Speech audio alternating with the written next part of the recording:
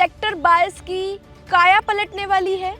जो booth market थी अब वो स्मार्ट मार्केट बनने जा रही है, सोलर पैनल पर बनने जा रही है। तो मैंने यहाँ पे आके इलेक्शन फाइट किया तो अनफॉर्चुनेटली 2 वोटों से मैं हार गया। फिर 2023 में पूरी मार्केट ने मेरे ऊपर पूरा विश्वास दिखाया और मोर देन 80% वोट मुझे पोल हुई। उसके बाद फिर मैंने मार्केट वालों की जो प्रॉब्लम्स थी और यहाँ आने वाले कस्टमर्स की जो प्रॉब्लम थी उसको मेरे को 6 महीने लगे समझने में। और हम रोज़ किसी न किसी प्रॉब्लम के लिए किसी अफसर के पास जाएं तो वो भी कहते थे यार ये रोज़ ही मुँह उठा के आ जाते हैं।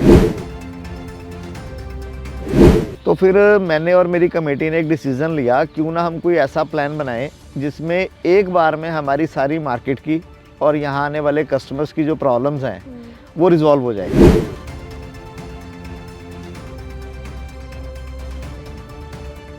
क्योंकि 322 बूथ हैं और उसमें से 316 अलॉटेड है, तो अगर आप इसको 316 से डिवाइड कर देंगे तो ऑलमोस्ट एवरेज जो खर्चा है वो 2.5 से 3 लाख रुपए पर हेड आता है। तो वो बड़ा नॉमिनल सा खर्चा है और इतने अमाउंट के अंदर आपको वर्ल्ड क्लास मार्केट मिलेगी, टोटल फैसिलिटीज़ मिलेगी, आपकी मार्केट पूरे एशिया में नाम हो जाएगा, फुटफॉल बढ़ेगा।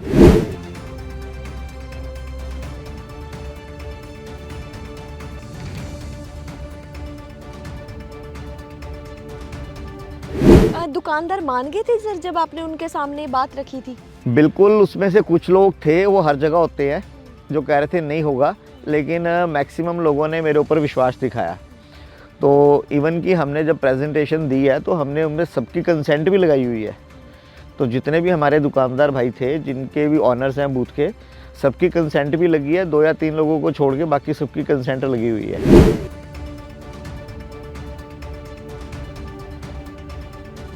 सर 1952 में बनी थी शायद शास्त्री मार्केट, दर्जनों प्रधान आए, तो उनके मन में नहीं आया कि इस मार्केट को चेंज किया जाए? नहीं, ऐसा नहीं कह सकते।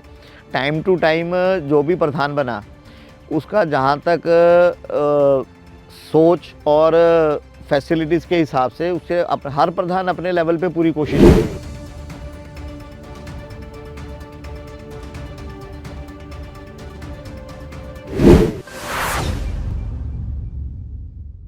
जल्द ही शास्त्री मार्केट सेक्टर 22 की काया पलटने वाली है। जो बूथ मार्केट थी अब वो स्मार्ट मार्केट बनने जा रही है, सोलर पैनल पर बनने जा रही है। क्या क्या सुविधाएं होंगी इसके बारे में जानेंगे। हमारे साथ हैं मार्केट के प्रधान मुकेश गोयल जी, उनसे पूछते हैं।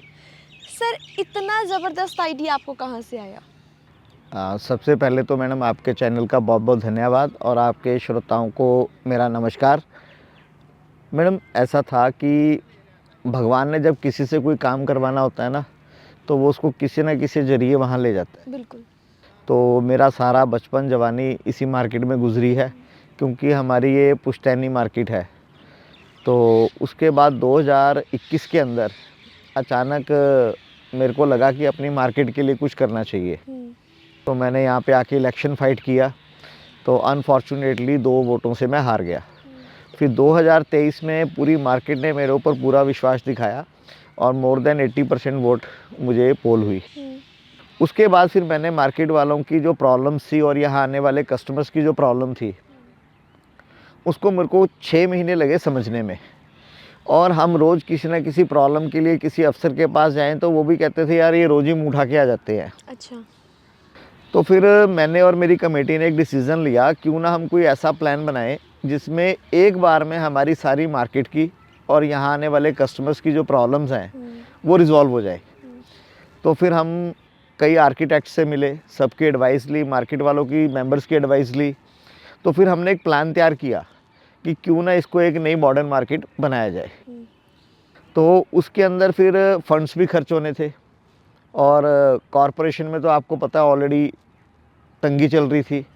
तो फिर हम सब लोगों ने डिसाइड किया कि इसमें कोई बहुत ज़्यादा खर्चा नहीं आएगा अगर हम आपस में कंट्रीब्यूशन करके करते हैं। क्योंकि अगर आप वैसे देखेंगे तो ये प्रोजेक्ट 9-10 करोड़ का है और अगर वैसे देखेंगे तो पर हेड 2.5-3 लाख रुपए का है। अच्छा। क्योंकि 322 बूथ हैं और उसमें से 316 अलॉटेड है। तो अगर आप इसको 316 से डिवाइड कर देंगे तो ऑलमोस्ट एवरेज जो खर्चा है वो 2.5 से 3 लाख रुपए पर हेड आता है। तो वो बड़ा नॉमिनल सा खर्चा है, और इतने अमाउंट के अंदर आपको वर्ल्ड क्लास मार्केट मिलेगी, टोटल फैसिलिटीज़ मिलेगी, आपकी मार्केट पूरे एशिया में नाम हो जाएगा, फुटफॉल बढ़ेगा, तो बिजनेस भी बढ़ेगा नेचुरली। तो ये कोई बहुत ज़्यादा अमाउंट नहीं था। तो अब इसमें सबसे बड़ी परेशानी थी कि हम बना तो लें प्रोजेक्ट, लेकिन अप्रूव कैसे होगा, वो एक बहुत बड़ा चैलेंज था। तो फिर हमने आर्किटेक्ट हायर किया, उससे डिस्कशन की, तो उसने कहा भी हो भी सकता है। तो उन्होंने हमें हौसला दिया। तो उस समय ये भी लगता था भी इनको तो फ़ीस मिलनी है, भी कल को नहीं भी हुआ तो हमारी तो फ़ीस चली गई। और काफ़ी आपको पता है हर जगह कंट्रोवर्सी होती है, तो लोग कहते थे नहीं ये हो नहीं सकता है, ये मार्केट के पैसे ख़राब हो रहे हैं, ये हो रहा है वो हो रहा है। तो फिर भी हमारी कमेटी ने मेरा साथ दिया और हमने पूरा प्रोजेक्ट बनाया, और इसको एक बार प्रेजेंटेशन हमने अप्लाई कर दी। दुकानदार मान गए थे सर जब आपने उनके सामने ये बात रखी थी? बिल्कुल, उसमें से कुछ लोग थे, वो हर जगह होते हैं, जो कह रहे थे नहीं होगा, लेकिन मैक्सिमम लोगों ने मेरे ऊपर विश्वास दिखाया। तो इवन कि हमने जब प्रेजेंटेशन दी है तो हमने उनमें सबकी कंसेंट भी लगाई हुई है। तो जितने भी हमारे दुकानदार भाई थे, जिनके भी ऑनर्स हैं बूथ के, सबकी कंसेंट भी लगी है, 2 या 3 लोगों को छोड़ के बाकी सबकी कंसेंट लगी हुई है। मतलब ज़मीनी हकीकत में आपको क्या क्या डिफ़िकल्टी इसके अलावा और क्या आई? शुरू में तो बहुत डिफ़िकल्टी लग रही थी, डर भी लग रहा था, सच्ची बात तो ये है। तो क्योंकि खर्चा बहुत ज़्यादा था, प्रोजेक्ट पास करवाने का ही खर्चा, आर्किटेक्ट की फ़ीस बहुत थी, और मार्केट में तो आपको पता है कि ये कंट्रोवर्सी रहती है जी, इसने ये पैसे कहाँ खर्च कर दिए, क्यों खर्च कर दिए, क्या गलत किया, ठीक किया। तो फिर भी मैंने हौसला रखा कि अगर भगवान मुझे यहाँ लाया है ना, तो किसी न किसी काम के लिए लाया है। और मोर ओवर कि जो मेरे मार्केट कमेटी के मेंबर्स थे और जो मेरी मार्केट के मैक्सिमम मेंबर मेरे साथ थे, क्योंकि उनको ये पता था कि ये मार्केट का भले के लिए काम कर रहा है, इसका अपना पर्सनल इंटरेस्ट कोई नहीं है। तो फिर अचानक जब हमने प्रेजेंटेशन दे दी, तो दिवेश मोदगिल जी से मुलाकात हुई। तो लिटरली मेरे को तो ये लगा कि वो भगवान बन के ही आए थे हमारी मार्केट के लिए। फिर उन्होंने जैन साहब से मिलवाया, सत्यपाल जैन जी से। पहली मीटिंग उनसे हुई थी? पहले हम प्रेजेंटेशन दे चुके थे, उसके बाद मैंने वैसे डिस्कशन की, क्योंकि जिसने काम करवाना होता है ना, उसको तो उसके अलावा कुछ नज़र ही नहीं आता। उस टाइम अगर आप मेरे को मिले होते, मैं आपसे भी यही कह रहा था जी हमने ये प्रोजेक्ट अप्लाई किया, आप कोई मदद कर सकते हो। हाँ। तो हमने उनसे भी डिस्कशन की, तो उन्होंने मेरा पूरा प्रपोज़ल पढ़ा, उन्होंने बड़े इम्प्रेस्ड हुए। तो फिर हमारी जैन साहब से मीटिंग हुई, सत्यपाल जैन जी से। तो उन्होंने कहा यार ये बड़ा अच्छा कंसेप्ट है, अपने आप में फर्स्ट कंसेप्ट है इंडिया के अंदर। तो कहते हैं जी हम क्यों ना गवर्नर साहब से टाइम लेके उनको ये प्रेजेंटेशन दें। और नेक्स्ट डे ही उन दोनों ने गवर्नर साहब से हमारी अपॉइंटमेंट फ़िक्स की। मुझे याद है तकरीबन 5:15 बजे का टाइम होगा। तो मैं और मेरे जनरल सेक्रेटरी हम दोनों वहाँ गए, और 20-25 मिनट लगा के गवर्नर साहब ने हमारा पूरा प्रेजेंटेशन पढ़ा। वो पहला चैलेंज, बहुत बड़ा चैलेंज, क्योंकि हाँ ना तो वहीं पे होनी। बिल्कुल बिल्कुल बिल्कुल, उस टाइम तो मतलब ये लगा लो कि अंदर की सांस अंदर थी, बाहर की बाहर थी। तो लेकिन वो बड़े इम्प्रेस्ड हुए। उसी टाइम उन्होंने अपने पीएसओ को बुलाया और उन्होंने कहा जी मेरी फाइनेंस सेक्रेटरी जी से बात करवाओ। और फाइनेंस सेक्रेटरी जी को कहा यार बहुत बढ़िया प्रपोज़ल है, इसको कंसिडर करो। तो उससे भी शॉकिंग क्या था कि उन्होंने कहा जी अभी भेजो मेरे पास। तो उस टाइम तकरीबन 5:30 पौने 6 का टाइम हो रखा था। मैंने कहा ऑफिस का टाइम ख़त्म हो गया, अब क्या करें। लेकिन दिवेश जी कहते हैं नहीं चलो आज ही मीटिंग करेंगे। तो वहाँ जाके फिर और ज़्यादा शॉक्ड हुए। उन्होंने सारा डिपार्टमेंट वहीं बुला रखा था, कंसर्न डिपार्टमेंट सारा वहीं था, चीफ आर्किटेक्ट, एसडीएम, एईओ सब वहाँ थे। तो हमारी 1-1.5 घंटा वहाँ उन्होंने पूरी प्रेजेंटेशन देखी, पढ़ी, सुनी, सारे प्लस माइनस जो था सबके विचार लिए पूरे डिपार्टमेंट के। तो वो भी बड़ा इम्प्रेस्ड हुए, कहते हैं ये वाकई में अपने आप में एक नया और अलग प्रोजेक्ट है और इससे बाकी मार्केट वालों को भी मोटिवेशन मिलेगी, तो इसको करो। इवन कि उन्होंने तो चीफ आर्किटेक्ट साहब को कहा भी हाँ भैया कितने दिन में दोगे करके। वो कहते सर इनका तो सब कुछ रेडी है, मेरे को 8 दिन चाहिए। तो वो कहते आपको 16 दिन दिए। और चीफ आर्किटेक्ट साहब भी बड़े इम्प्रेस थे, उन्होंने विदिन 10 डेज़ हमें सैंक्शन लेटर दे दिया था। तो हमें तो ये ख्वाब लग रहा था। और जब मैंने मार्केट में ये चीज़ बताई तो काफ़ी लोगों ने तो यही कहा, जो ओपोजिशन वाले हैं कहते ये घर पे ही बनाया हुआ है। तो चलो, हमें तो पता था। उसके बाद उसके अंदर कुछ डिपार्टमेंट्स के अंदर से एनओसी लेनी होती है। फिर सर ने हमारी मदद की, फाइनेंस सेक्रेटरी साहब ने, लाकरा जी ने। उन्होंने हमें 4 या 5 दिन बाद एक चिट्ठी भेजी कि आपकी मीटिंग है, आप आइए। तो जितने भी डिपार्टमेंटों से एनओसी लेनी थी वो सारे डिपार्टमेंट वहाँ बैठे हुए। तो हाँ, उन्होंने सबसे पूछा जी किसी को कोई ऑब्जेक्शन है तो बताओ। 1-2 डिपार्टमेंट्स वालों ने कहा, जैसे हेरिटेज वगैरह भी ये ऑब्जेक्शन है, तो वो उनको हमने जवाब दिया, वो सेटिस्फाई हो गए। तब तक हमारा हौसला खुल चुका था। तो कहते जी और किसी को कोई ऑब्जेक्शन, कहते नहीं, कहते जाओ अप्रूव्ड, कहते जी आप इनसे लेटर लेके काम शुरू करो। और उससे भी ज़्यादा शॉकिंग क्या हुआ, अभी पीछे स्वच्छ भारत अभियान डे आया था, जब मनोहर लाल जी हमारे सांसद यहाँ आए हुए थे 22 सेक्टर। तो मैं भी वहाँ पर था सुबह सुबह। तो जैसे ही लाकरा जी गाड़ी से उतरे तो उन्होंने सबसे पहले, उनके मुंह में एक ही वर्डिंग थी, वो 22 वाला प्रधान कहाँ है। अच्छा। तो मेरे को कहते चलो भी दिखाओ क्या करोगे तुम। और लिटरली उन्होंने पूरी मार्केट घूमी, इवन की छत पे चढ़ के उसकी पूरी हालत देखी, और उन्होंने कहा ठीक है, हमने तुम्हारा काम कर दिया, अब तुम कुछ करके दिखाओ। तो मैंने कहा सर अभी सीज़न का टाइम है, हम मार्च में शुरू करेंगे। यार हमने इतनी जल्दी किया, अब तुम मार्च में चले गए। तो मैंने कहा सर अभी शुरू करते हैं। तो फिर हम गवर्नर साहब का भी धन्यवाद करना चाहते थे। तो उसके बाद फिर उन्होंने कहा जी आप अपनी ड्राइंग्स जमा करवाओ। तो हमने सारी drawings, layout plan, internal plan सारा जमा करवा के, लाकरा साहब ने उनको कहा, चीफ सेक्रेटरी साहब को भी, इनको स्टैंप लगा के दो, ताकि कल को तुम ये ना कह सको जी हमने ये चीज़ सेंक्शन नहीं की थी, इन्होंने बना ली। तो फिर उन्होंने, हमने सारी ड्राइंग्स बनवा के आर्किटेक्ट से सबमिट करवाई, तो उन्होंने हमारे सारी ड्राइंग्स स्टैंप करके दे दी। अब उसके बाद हमारा कंस्ट्रक्शन का काम शुरू होना था। तो फिर गवर्नर साहब से टाइम लेना था। उसके अंदर अब उनका इतना बिजी शेड्यूल था, हमें तो डाउट था भी वो आएंगे कि नहीं आएंगे। तो पहले हमारा मतलब पूरा महीना इसी में बीतता गया। पहले 7 तारीख, फिर 10 तारीख, फिर 11, फिर 12, फिर 17। तो अल्टीमेटली फिर 19 फाइनल हुई। और मैं आपके चैनल के माध्यम से प्रशासक साहब का एक बार फिर धन्यवाद करना चाहूँगा कि 19 तारीख को भी उनको चित्तौड़गढ़ जाना था। अच्छा। और उन्होंने हमारे प्रोग्राम की वजह से उसको नेक्स्ट डे पोस्टपोन किया। ठीक है। तो इसलिए ये सब लोग जितने भी मैंने आपको बताए हैं, लिटरली ये हमारे प्रोजेक्ट के अंदर ना भगवान बन के आए थे।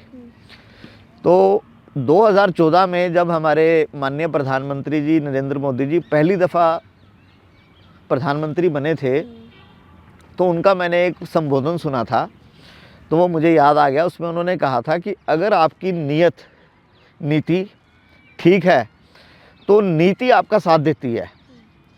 तो नीति भगवान, तो हमारी नीयत भी साफ थी, नीति भी अच्छी थी।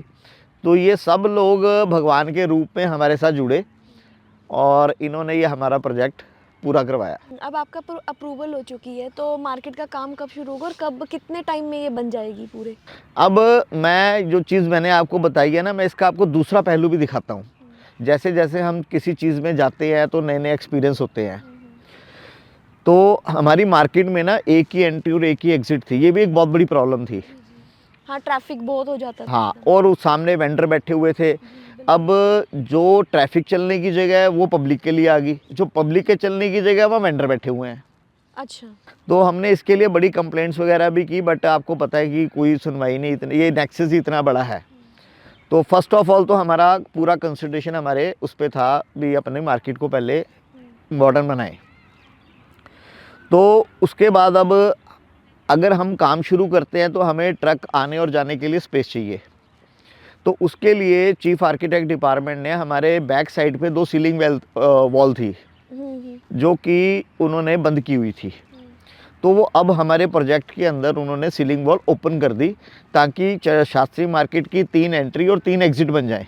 मतलब जो पहले किरण सिनेमा के पास, नहीं, शास्त्री मार्केट की बैक साइड पे नहीं, एक एंट्री तो वही थी, अब एक ही एंट्री है, अब 3 हो जाएंगी। तो उसके लिए अब हमने एमसी में गए थे कल तो हमारी तो किसी ने सुनी नहीं, फिर मुझे दिवेश जी को बुलाना पड़ा। तो दिवेश जी ने एक्शन साहब से बात की, बड़े अच्छे इंसान है वो, बिश्नोई जी, अनुराग बिश्नोई जी। उन्होंने इवन हमें कॉफ़ी भी पिलाई, हमारा सारा कंसेप्ट सुना। तो उन्होंने कहा जी ऐसा है हमें एक दिन का समय दीजिए, मैं अप्रूवल ले देता हूँ। क्योंकि हमारा ना चैलेंज भी है और एक इच्छा भी है कि हम ये प्रोजेक्ट दिवाली से पहला पूरा करें और दिवाली से पहले एक बार दोबारा गवर्नर साहब को इनॉग्रेशन के लिए बुलाएं। तो हम इसको जितना फास्ट कराना चाहते हैं। अब कुछ नेगेटिव अफसर भी होते हैं। अब उन्होंने हमारी सारी चीज़ें सुनी, हमने उनको प्लान की कॉपी भी दी। ये देखिए जी, ये प्लान के अंदर इन्होंने स्टैंप लगा के दी है चीफ आर्किटेक्ट डिपार्टमेंट ने, ये उनका लेटर है और आप ये जो सीलिंग वॉल्स हैं ये रिमूव कर दीजिए, हम अपना काम शुरू करें। तो वो कहते जी कोई दिक्कत नहीं है, आप मेरे को एक दिन का समय दीजिए, हम रिमूव करवा देंगे। उन्होंने एसडीओ को बुलाया। अब एसडीओ उतना ही नेगेटिव, विशाल शर्मा जी हैं रोड विंग के। सर ये कैसे हो सकता है, हम तो वहाँ से, हमें तो कोई चिट्ठी नहीं आई। मैंने कहा जी मैं आपको उनकी स्टैंप लगी चिट्ठी दे रहा हूँ, नक्शा दे रहा हूँ। नहीं, कहते उनको हमें इन्फॉर्मेशन भेजनी चाहिए, या आप उनके पास जाओ, वो हमें इन्फॉर्मेशन भेजेंगे, फिर हम कंसीडर करेंगे। मैंने कहा सर ये हो चुका सारा कुछ, भी चीफ आर्किटेक्ट डिपार्टमेंट बढ़ाएगी, आप बड़े हो। फिर भी चलो बिश्नोई जी ने उनको कहा यार आप इसको अपना काम कीजिए, आप इसकी नोटिंग बना के आगे भेजिए चीफ इंजीनियर डिपार्टमेंट को, वो देखेंगे। तो ये कुछ लोग ऐसे होते हैं जो ना अब हमारा मनोबल गिरते हैं। तो आज फिर दोबारा मैंने उनको, विशाल शर्मा जी को फ़ोन किया। वो फिर वही बात जी, मैंने नोटिंग तो बनाई है तो मैं कल भेजूँगा। मैंने कहा सर हमारा काम डिले हो रहा है। तो कहते जी काम तो आप शुरू कर लो। मैंने कहा जी ट्रक आएगा कहाँ से और जाएगा कहाँ से, शुरू तो हम कर लेंगे। तो चलो, कहते जी मैं शाम तक कोशिश करता हूँ भेजने की। तो इतने बड़े बड़े ऑफिसर्स ने मिनटों में काम कर दिया। बिल्कुल ठीक है। और मेरे को नहीं समझ में आया कि विशाल शर्मा जी का क्या इंटरेस्ट है इसमें भी। आपको चीफ आर्किटेक्ट डिपार्टमेंट ने ही कहा था जी ड्राइंग्स के अंदर वॉल है, सीलिंग वॉल है, तो उन्होंने सीलिंग वॉल बना दी थी। ठीक है। अब उन्होंने कहा जी ये पब्लिक की ज़रूरत है, आप सीलिंग वॉल हटा दीजिए, तो उसमें उनको दिक्कत आ रही है। तो हो जाएगा काम, बट ये इन ऐसे लोगों की वजह से ना काम लिंगर ऑन होता है, जबकि इनको हमारी मोटिवेशन बढ़ानी चाहिए। लेकिन ये पता नहीं, ये चाहते नहीं कि हमारे जो शहर है उसकी तरक्की हो या कोई इंसान अच्छा काम करे। तो इसलिए दोनों तरह की कैटेगरी के लोग हमारे शहर में हैं। सर, जो आपका प्रोजेक्ट है जो आपने तैयार किया है, ट्रैफिक का कैसे रहेगा, ट्रैफिक कंट्रोल होगा उससे? जो क्योंकि उस तरफ मार्केट की वजह से, रेडी फड़ी की वजह से भी बहुत ट्रैफिक हो जाता है लाइटों तक। मैडम उसके लिए ना हमने एप्लीकेशंस वैसे एमसी को तो काफ़ी दी है। ठीक है। और अब तो आपको पता है माननीय सर्वोच्च न्यायालय के भी ऑर्डर आ गए हैं। बट मेरे को लगता है कि जो म्यूनसिपल कॉरपोरेशन है वो सर्वोच्च न्यायालय से भी ऊपर है। उनको 0.1% भी कोई फ़र्क नहीं पड़ा। ठीक है। वो पहले से इंक्रोचमेंट बढ़ गई घटने की बजाय। तो अब हमारा पहला स्टेप था कि हम एक चीज़ को पूरा करें, और अब हमारा सेकंड स्टेप यही होगा कि हम अगर इतना पैसा लगा के कोई मिसाल कायम करना चाह रहे हैं तो उसमें एडमिनिस्ट्रेशन ने तो हमारा साथ दे दिया, अब बारी है म्यूनसिपल कॉरपोरेशन की। तो हम यही देखना चाहते हैं कि वो हमें कितना सपोर्ट करते हैं। ठीक है। क्योंकि हमारे माननीय प्रधानमंत्री जी का 2047 का विकसित भारत का संकल्प है, तो उससे भी हमें एक मोटिवेशन मिली थी कि कुछ ना कुछ इसके अंदर देश के हर नागरिक का सहयोग होना चाहिए। तो ये अपने आप में चंडीगढ़ की तरफ से शास्त्री मार्केट के जितने मेंबर्स हैं उनका उस संकल्प के लिए एक बहुत बड़ा योगदान है।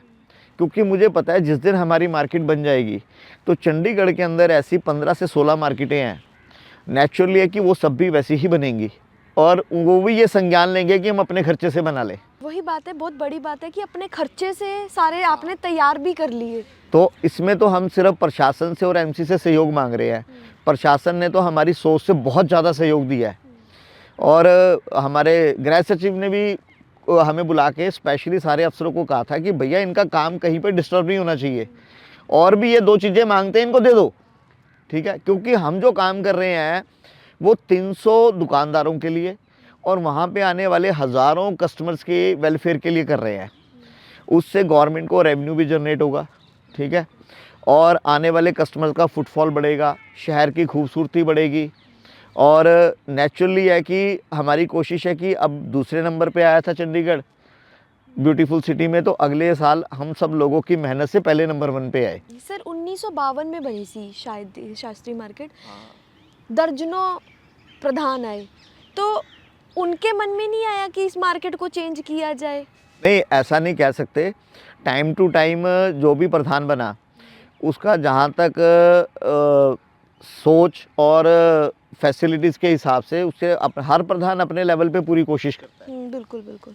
तो जब जैसे हमारे सबसे पहले परशुराम गुप्ता जी प्रधान थे, उनके कार्यकाल के अंदर हम रेडी मार्केट से बूथों में अलॉट हो गए, ठीक है। उसके बाद फिर उनके डेथ के बाद हमारे श्याम सुंदर अरोड़ा जी हैं, मैक्सिमम सबसे लॉन्ग टर्म प्रधान वही रहे हैं।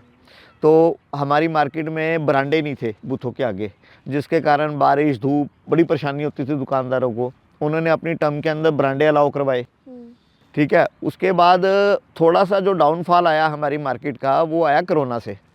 कोरोना में हमारे प्रधान जी थे तेजिंदर जी, तेजिंदर ही है शायद उनका नाम।